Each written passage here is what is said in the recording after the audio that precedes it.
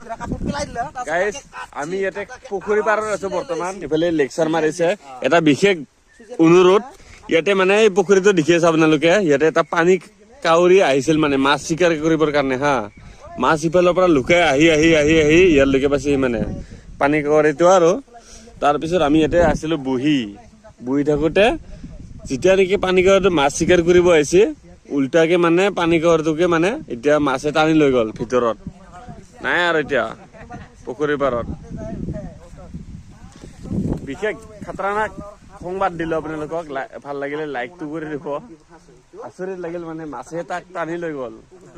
সিয়ে মাছ চিকাৰ কৰিব আহিছিল বৰ্তমান কিবা কবি নেকি পানী কাউৰীটো মাছ চিকাৰ কৰিব আহিছিল মাছ চিকাৰ কৰিব এই বস্তুটো বহুত ডাঙৰ কথা যে মাছে পানী কাউৰীয়ে চিকাৰ কেতিয়াও নকৰে সি কিয় আহিছিল পিছে